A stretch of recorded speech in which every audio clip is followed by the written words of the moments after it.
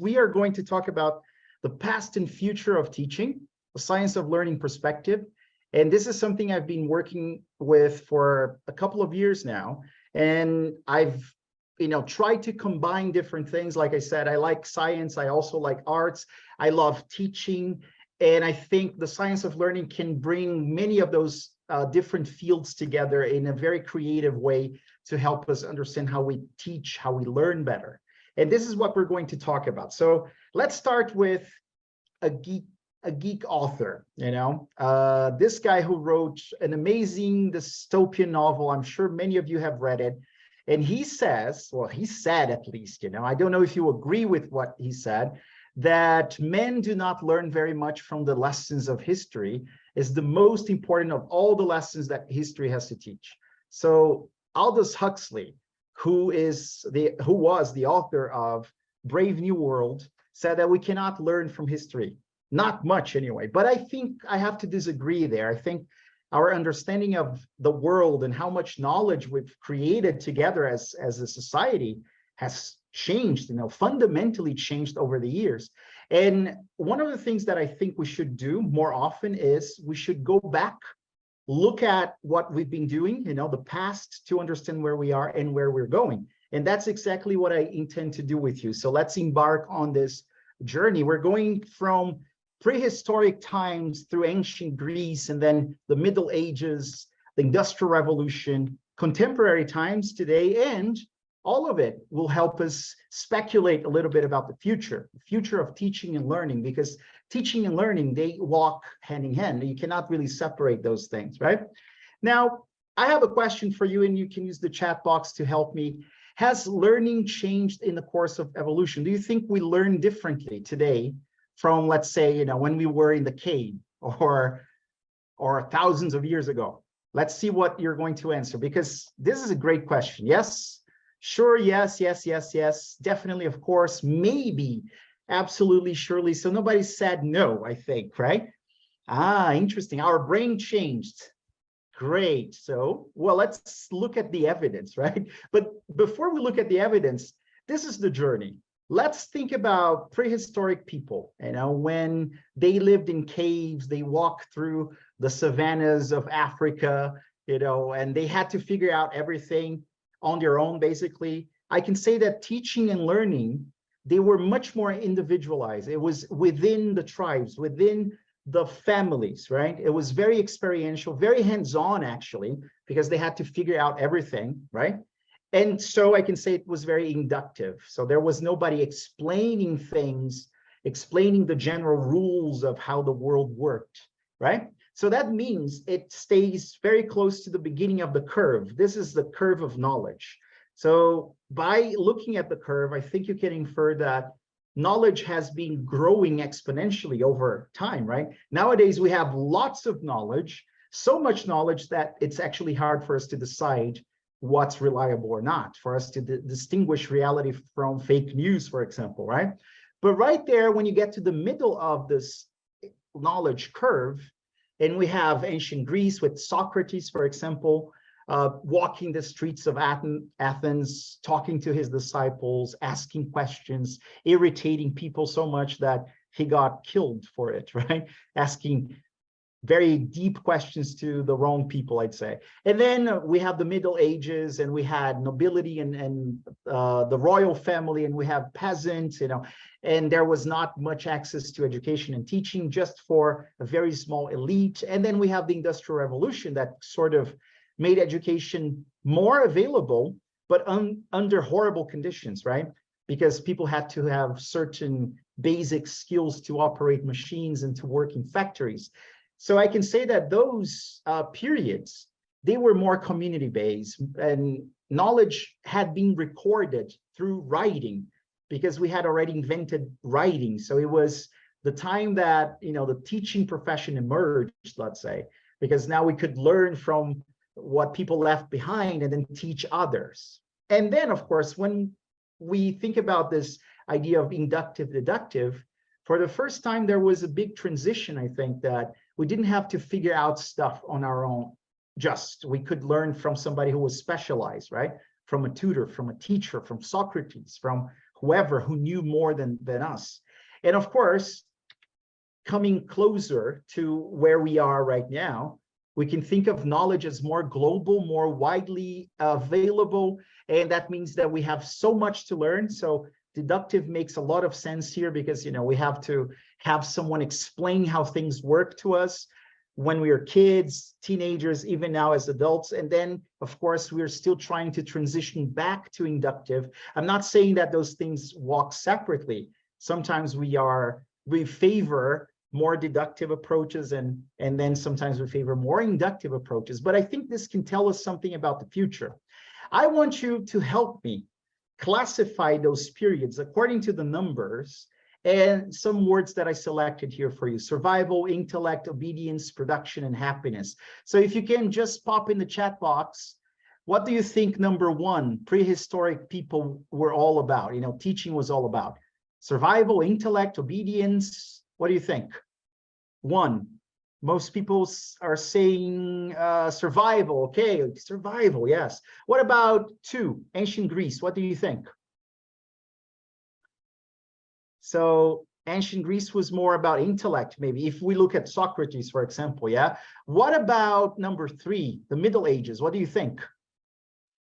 Let's see, Power, obedience, yeah. Obedience, right? They had to accept that they belong to a specific class, right? And what about the Industrial Revolution? What do you think? It was really about production, knowledge, money, exactly, yeah. And of course, we can think that all of those periods are really about survival to some extent, right? We're trying to survive, right? But what about nowadays? So number five, what do you think? Production, money, happiness, yeah, happiness. So nowadays we are talking about social and emotional learning. We're talking about happiness because we can sort of guarantee survival for at least a major part of our societies, right? But it's it depends on where you are, your context. It can change dramatically, right? So the future might be about something else, or it might be about happiness, or we don't know, right? We're trying to anticipate something here, and it's not easy. But I think the essence of teaching and learning remains the same. I think that so much that I wrote a whole book about it. It's called The Owl Factor: Reframing Your Teaching Philosophy.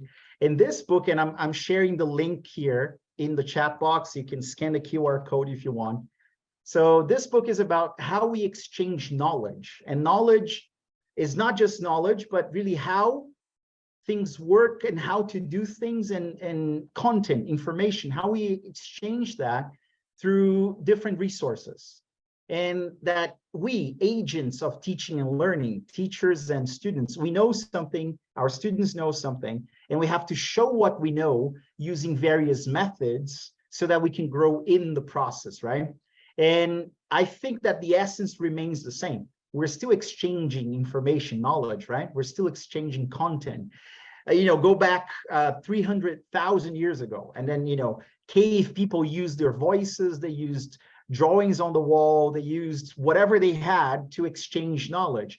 Today, we use the internet. Today, we use amazing events like the Global Teachers Festival, Macmillan Education.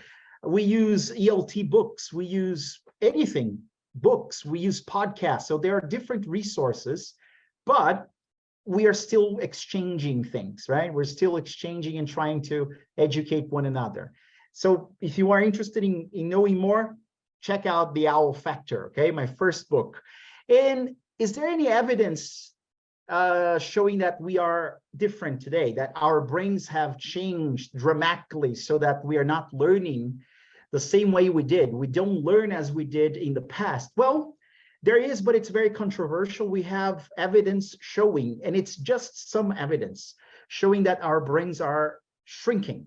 What does that mean? We're getting dumber, or, maybe something happened to our biology, our genetics. Well, actually, according to the Silva and et al., in the last 3,000 years, our brains have become more efficient.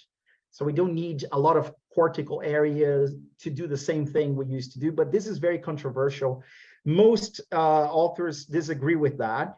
As a matter of fact, they agree with the idea of the Flynn effect. The Flynn effect is basically, according to cognitive sciences, our IQ has been increasing. So, because we have more access to better education, nutrition, and everything, so we can develop our cognitive power, let's say, much more each generation, right? Because we basically can access more. But there is a paper, Dutton and al., showing that maybe the Flynn effect is reversing and we are becoming dumber nowadays, right? So what do you think? Again, it's controversial. The evidence suggests that we are becoming smarter. Our IQ is actually increasing over the years. And one thing that I think that can show us, a quote that I got from Werner Herzog, who is an amazing film producer, an actor, director, and he said something that is really thought-provoking. In the Chauvet Cave, there's a painting of a bison embracing the lower part of a naked female body. Why does Pablo Picasso, who had no knowledge of the Chauvet Cave, use exactly the same motif in his series of drawings of the Minotaur and the woman? Very, very strange. So perhaps, and here he's referring to a maybe 30,000-year-old cave painting in France, So perhaps our intellect, our brains haven't changed that much in the last, I don't know, tens of thousands, even hundreds of thousands of years.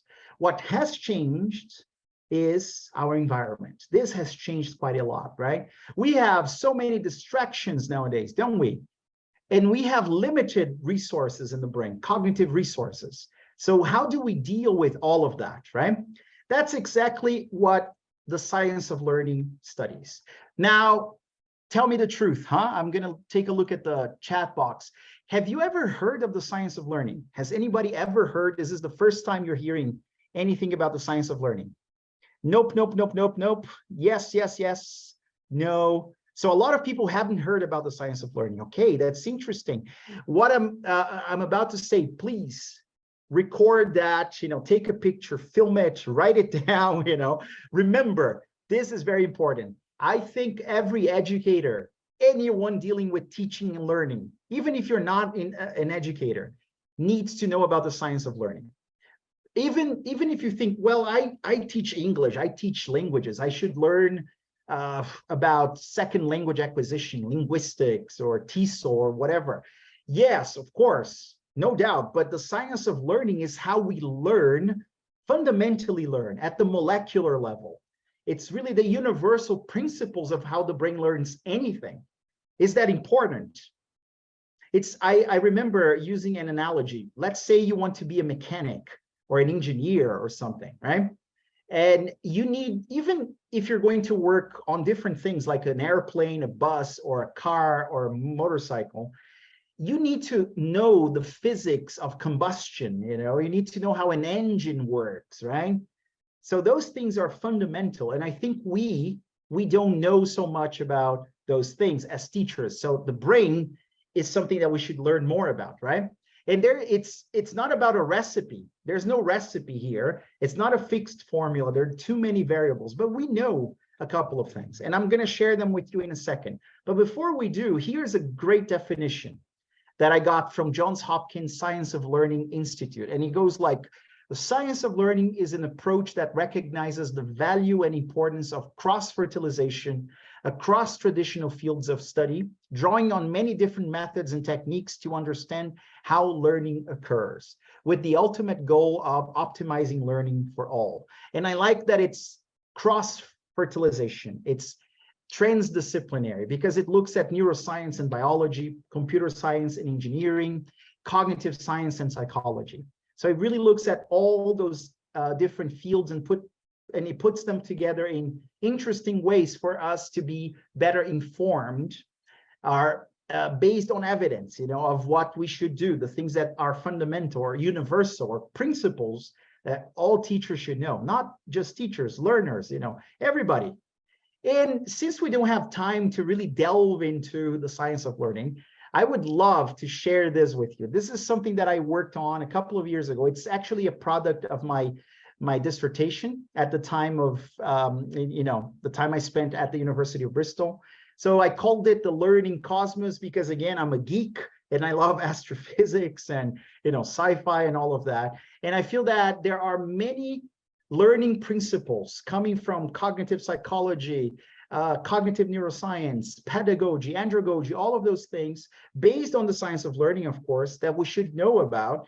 And I put all of those, or many of those, because there are too many, right? Not all of them, but I put many of those learning principles and theories into this illustration based on different spheres of influence. So basically you have the self, the cognitive, the emotional, the attitudes and beliefs, the motivational, and the learning design sphere. So this is an invitation for you to explore the wonderful cosmos of learning for you and for your students. So please check it out. You can go to the link that I shared. I'll share it again in a second, and then you can download the article for you to read. So according to the science of learning, what has always worked? Well, it's not revolutionary. We all know that, I think. That's why I don't like the idea of giving you a recipe or a fixed formula, because that sounds like a scam, okay? So remember, if somebody's selling something that is revolutionary based on neuroscience and psychology, be aware, because, just be cautious, because it's not that revolutionary. We do have some incredibly revolutionary things that I'll share with you, but there is no secret. We've known this for a while. Now, neuroscience and the science of learning, they're just helping us understand the mechanics of how those things work. And the first thing, the most essential thing for any learning and teaching experience is attention and memory. Eric Kandel won the Nobel Prize more than 20 years ago for his research with sea slugs. And basically, with attention, we create memory. With memory, we have learning because we have something to retrieve later on. If you're not paying attention, you will not create memory. If you are not creating memories, you are not going to learn, as simple as that. And that has everything to do with something called the cognitive load, which has been around since the 80s. It's John Sweller. John Sweller was the one who did research, and we know that we have a working memory that is very, very limited. So we cannot overwhelm students with too much information, or better, we can optimize their cognitive load. Maybe a lot of information is something they can deal well with if they have the prior knowledge, if they have the foundation to deal with that. If they don't, then cognitive overload, they're not going to remember those things. And again, you have to break them into smaller chunks. And repetition, rehearsal is essential for learning. I know a lot of people nowadays, they're talking about, the audiolingual method doesn't work because, well, people become robots or parrots or whatever. Yeah, I agree that if you do it, the whole lesson, then there are other issues. But repetition, drilling, those things are actually quite important because you establish the foundation. Explicit instruction, for example, is very important. You don't have to do it the whole lesson. As a matter of fact, don't do it, because if you do it the whole lesson, you're not going to engage your students. And that's another part of architecture, the architecture of learning. Without engagement, we cannot sustain our attention. And, engagement and motivation are intrinsically connected, and they are also connected with the idea of reward, so much that there is a whole brain structure called the brain's reward system that deals with engagement and motivation. You may have heard of dopamine, right? A reward-seeking neuromodulator, a neurotransmitter that makes us want to do things, to seek a reward, right? So we know from research, and by the way, the references you have there, you can find that on my blog posts. Stanislas Dehaene, French neuroscientist, and my professor at the University of Bristol, Pro Howard Jones, a big reference in the field. And so they kind of summarize all of the research in their books, right? And they talk about curiosity, for example. We have to tap into our students' curiosity so that they are more engaged, and we can use games and expectations to do that, for example. Again, a lot of people say, hey, but games, that's not the best way to engage your students. Actually, games are incredibly engaging. We just have to be careful not to have our students play games till late at night, because of screen time and all of that. We don't always have to use digital games. We have board games, we have quizzes. There's so many types of games we can use, right? And then, of course, we also have connection and belonging. So a sense of belonging, feeling part of this community and connecting ideas in your brain, but also connecting with people. So the social element is very important. I call this the human factor, right? That's incredibly fundamental. So much that there's research showing that kids and teenagers, they didn't learn very effectively during the pandemic. Think about it, because of they were forcibly removed from their social environment, right? They had to connect with people remotely, and that's bad. So emotions cannot be separated from cognition. Antonio Damasio, Portuguese neuroscientist, talks about that with Imordino Yang, So we need to establish rapport with our students more than anything. Otherwise, especially for kids, they don't even want to learn from us, right? I know that that's probably something you've known for a while, right? And so it's not something new, but do you do it? Do you take the time to do it? Do you do it systematically, right? We have to be able to do it. Otherwise, it doesn't work very well. And then we have application and consolidation.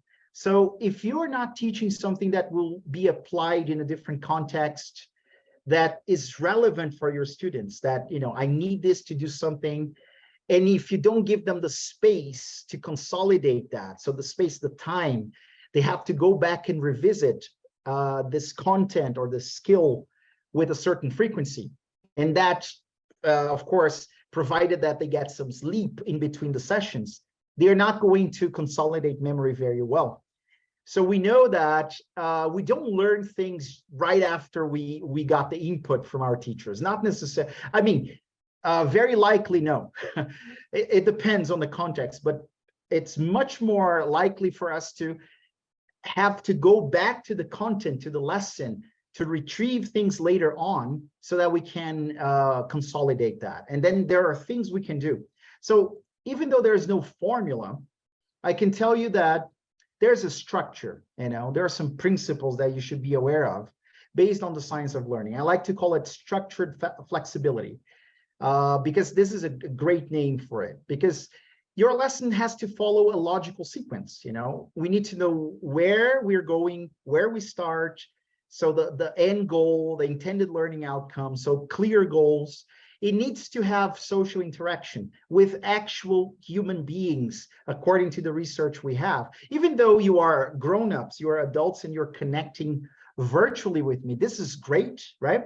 But for kids and teenagers, it doesn't work very well, So we have to create social interaction, physical interaction. And your lesson has to be guided, so the structure needs to be there, the foundations need to be there, but also flexible enough to allow your students to have voice and choice. Otherwise, it's not personalized. They don't get to be themselves, to express themselves, right? And it has to be applicable. Whatever they learn needs to be applicable so that they can not only get immediate feedback when possible, but also have a sense of achievement, like I am learning, I am making progress. Otherwise, if those elements are not there, your teaching experience will not be very successful. Does that make sense, right? So what does that tell us about the future of teaching, right? Oh, yes, this is the sci-fi part, trying to anticipate what's going to happen, let's say 100, 200, 500 years from now. Well, according to Paul Howard-Jones, predicting the big decisions of just one individual is immensely difficult. In theory, with perfect knowledge, genes, past experience, current situation, we could make such predictions, but then think about predicting what a global population will do. So yeah, it is very complicated, very complex, actually. But he also says, and this is very interesting, he says that for a long time, progress in understanding and developing new methods of learning has lagged behind human accomplishment in other areas. While transport has moved from the horse to the spaceship, and medicine has moved from leeches to stem cells, changes in our approaches to learning have been modest. Do you agree with his sentence, huh? Maybe learning hasn't really, teaching and learning, they haven't really changed a lot. Possibly because our brains remain the same, but times are different. We have access to different things, right? But then what can we do? Well, people have been trying to anticipate what learning and teaching will be like in the future. Are you familiar with this? The World Economic Forum actually released this a couple of weeks ago. I was traveling to Manaus in the Amazon, forest in Brazil, to talk to a group of teachers, and one of the coordinators showed me that it had just been released, right? Are you familiar with that? But the thing is, and be honest, does it look new? Problem solving, collaboration, and adaptability, does it look new to you? Or is it, yeah? Not really, right? So we keep going back to basics, apparently, because this is, again, the architecture of our brain. So those things are, prehistoric people, they did that probably more than us. They had to adapt to new environments. They collaborated to survive. They problem solved, right? So we know that active learning methods, we have to be careful with how we structure those things, because it could be overwhelming for our students, right? So nowadays we are all talking about PBL, flipped classroom, all of those things, project-based learning, they are all great, but for very low levels, for very young learners, they are much more complicated. And not only that, right? Think about it. It has to be very well structured because of cognitive load. So explicit instruction is also incredibly important. It's like, imagine you're teaching somebody to play tennis and you just throw them inside a court and, figure out things on your own. Watch a video and try things on your own, right? You have to build the basics, the foundation first, with repetition, with drilling, with rehearsing, right? With retrieving.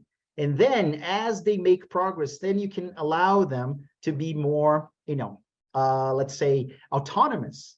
Does that make sense? This is what the research coming from the science of learning tells us. So scaffolding PBL, exactly. So it has to be very structured. Well done, that's it. Now, there are 4 scenarios that were, discussed in Paul Howard Jones's book, Evolution of the Learning Brain, or How You Got to Be So Smart. And I think they're very telling, let's say. So maybe 100, 400 years from now, we will be facing extinction. Unfortunately, we won't learn from our mistakes and we'll make new ones based on biases. A lot of people are operating under cognitive biases. That means they're not listening to reason, but they're following their group's behavior. And we know that. We can see that all over the world, right? So education should take that into account. Teaching has to take that into account.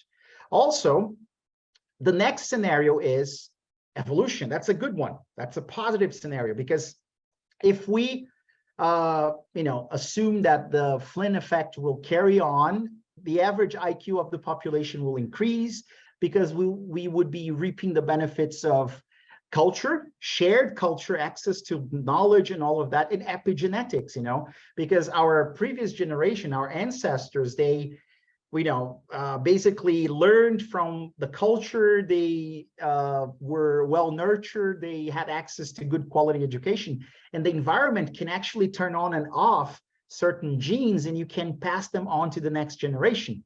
So this is very interesting, right?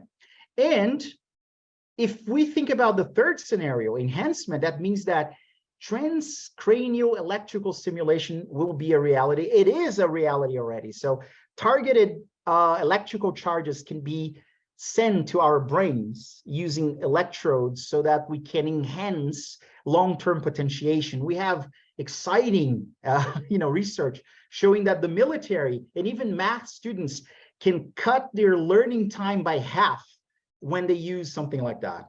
The Center for Educational Neuroscience of UCL Birkbeck says that brain stimulation is the future of education.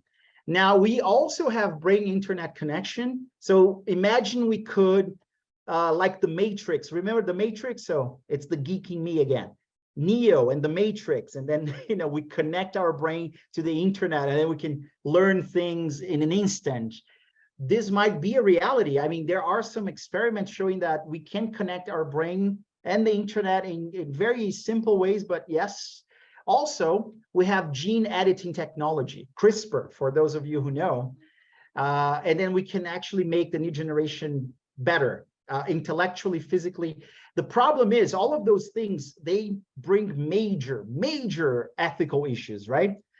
Just to mention one, and I said the same one, I actually shared the same one before.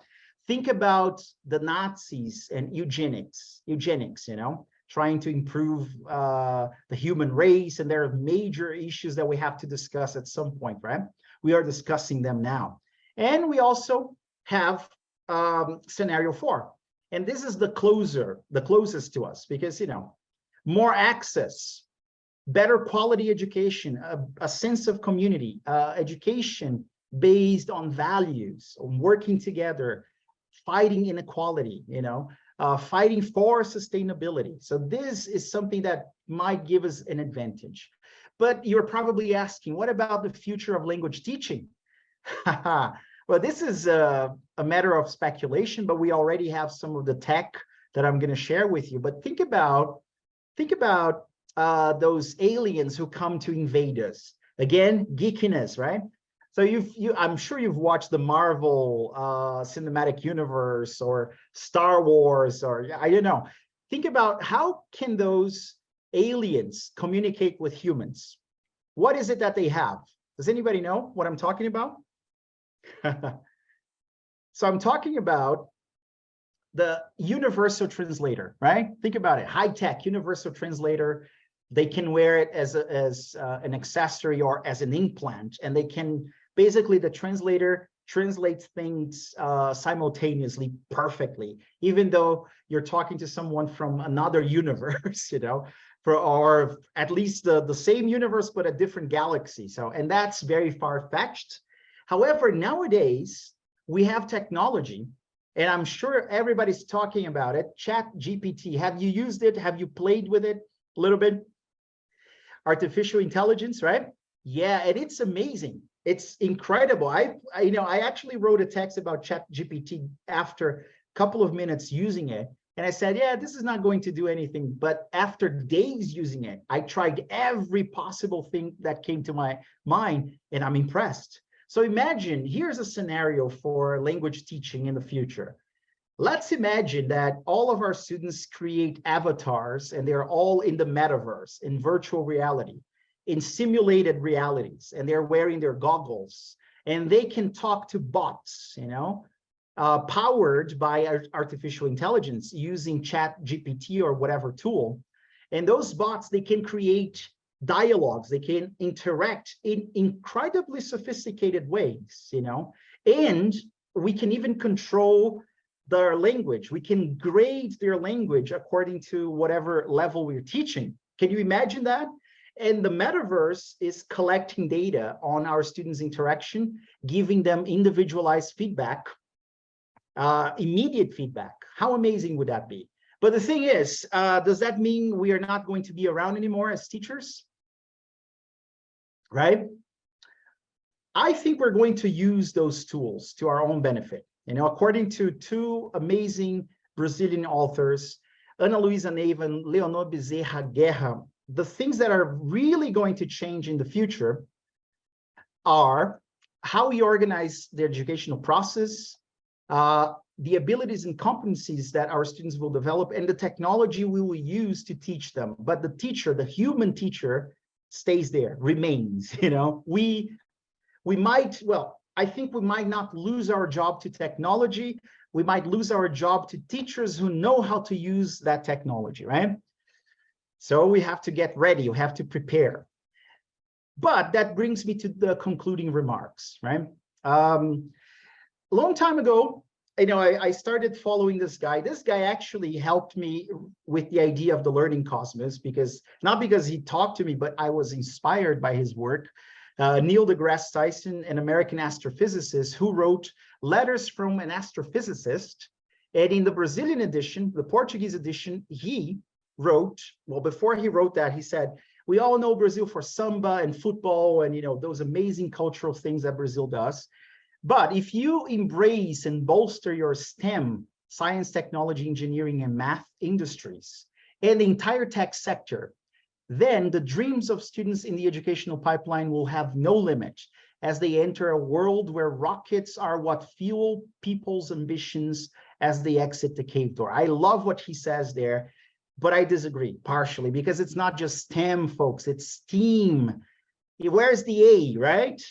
Arts. Remember, I started the session with an artist, a writer. His name is Aldous Huxley. And then I showed you Werner Herzog, another artist. And he talked about one of the first artists we know about, the guy who drew, or the woman possibly, who drew and painted on the cave wall in France. Arts are what make us human, right? And we have to embrace arts as well, not just science. And you know what? One of the things that I love as a geek, is to think about the future. And I think we have a very good picture of the future based on the art that those two gentlemen created. So we have Aldous Huxley telling us that future humans will be engineered and that they will be made to accept their roles in society, that they will be anesthetized by distractions, that they will take drugs and simply, engage with frivolities. And that's Brave New World. And no history, no arts, really. They have some art, but it's not like we do nowadays. And George Orwell depicts a much, well, I would say more dreadful future, that we have to repress and suppress human emotion, that we have to listen to this unerring government that changes news constantly, that is all seeing, all hearing, divine, mythological in 1984, right? And there's torture, there's hate. I don't want it to be like that. I don't think teaching and education should take us there. And you see that every time we obliterate arts and history, that's what happens. We have those dystopian novels, right? And to wrap up, and I promise I am wrapping up now, I have two quotes, one from the Learning Cosmos, because I believe that we have to acknowledge that learning is beautifully intricate, and we have only begun our voyage of self-discovery. The implications of our findings will shape generations to come. Our unmatched ability to learn has given us the tools to understand the universe and learning itself. So maybe this is a warning for us to understand how learning happens from a scientific standpoint, but also remember that education is a gift. As a matter of fact, the other quote comes from the Owl Factor. I shared the link with you. Education is a gift to humanity. It's the result of human ingenuity and the search for knowledge, meaning, and purpose. It has certainly failed many, but it has helped numerous others to rise against adversity. It's the outcome of a social contract of an ideal, and I do believe that. So basically, I've been talking here nonstop to tell you that I have no idea what the future of teaching will be like. Nobody does. I'm not a prophet. Science can predict things in very interesting ways, the movement of celestial bodies, but it doesn't know how to predict the complexity of social interactions very well, because there are too many variables. But I do hope that the teaching of the future is based on science, so it's more scientific to propel us forward, so that we can break paradigms, but also artistic, so that people can exercise their creativity in many different ways, and especially ethical, accessible, inclusive, and equitable. So in other words, I really hope that the teaching of the future is more human.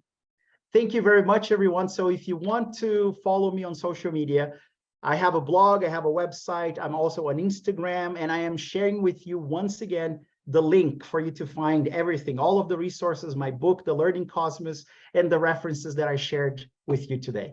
And that's it. Thank you. Questions now, I think, right? Thank you, Andre. Yes.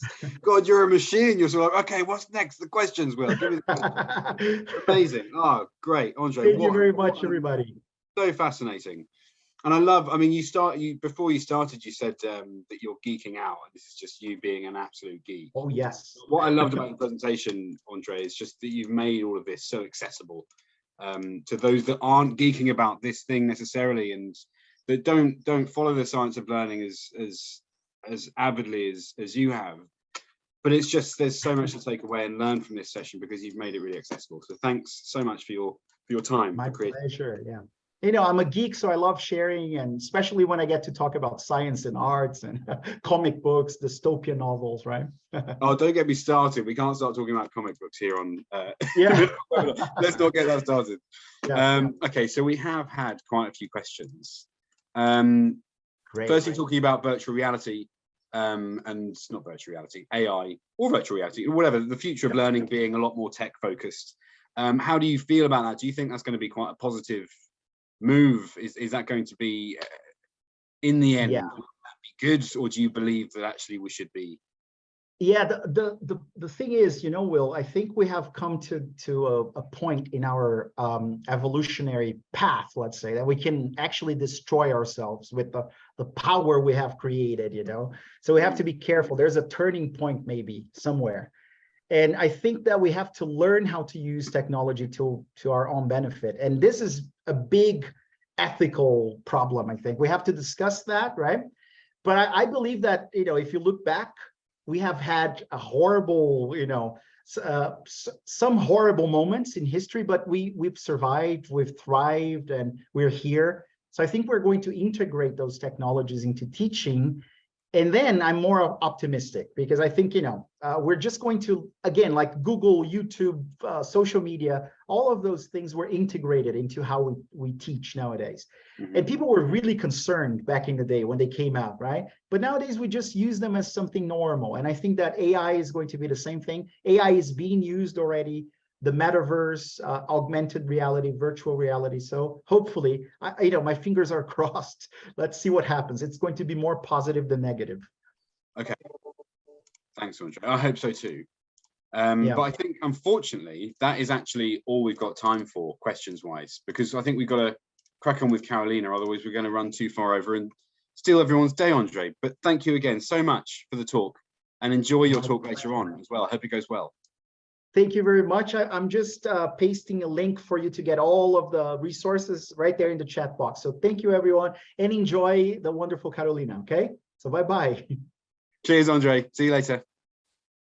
Okay, so Carolina, you've come in. Thank you for coming in very punctually. So this is the, as you all know, this is the Global Teachers Festival 2023. This is our third Global Teachers Festival. And I really, really can't wait. This is the absolute highlight of this is my working life. This is the highlight of my working year. And I'm really excited about it. Today specifically is marking, not today, but this year is actually marking, and this festival is marking a particularly pertinent, important year for Macmillan education. This is 180 years since Macmillan started.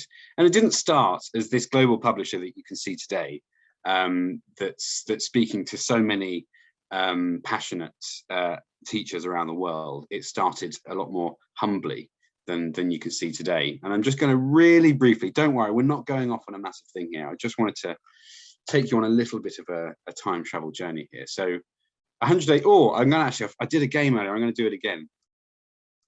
So 180 years ago, I've just realized, Caroline, it was on the slide. So 180 years ago, what year, quiz question, what year was Macmillan first established? 180 years ago from now.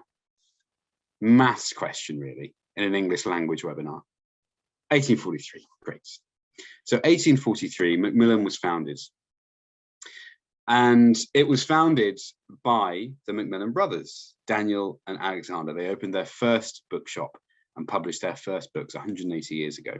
Ooh, wow, I can hear you all saying, wow, I can't believe it, that's amazing. And what did they publish? They weren't the ones that published these sort of the mainstream big reliable sellers of the time. They were the ones that published the ones, the sort of the unknowns at the time. They wanted to engage curious minds. That was what their sort of their tack was. And they released works like, as you can see there, Alice in Wonderland. And they also founded a journal, a scientific journal called Nature, which is still running today.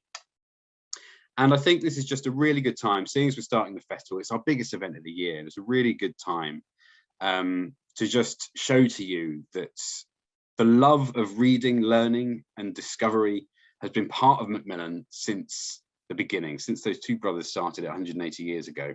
And we're proud, genuinely proud. I can speak personally, I'm proud to be part of Macmillan.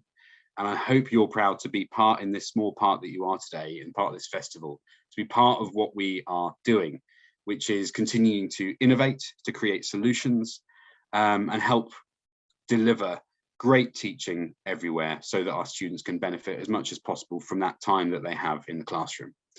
Anyway, that's how this festival fits into it. If you want to celebrate this with us, you're very welcome. We've got a website dedicated to this anniversary, where it's got a really cool globe. You can go onto the globe and see loads of these different things around the world that happened in 1843. Loads of other things there for you as well. There's also a timeline of Macmillan education if you'd like to learn more about Macmillan. And there's also an anniversary card if you'd like to go and sign there. If you work with us regularly, if you use our courses, if you come to these webinars, it'd be great to hear from you. If you want to sign that card, you can just scan and do it there.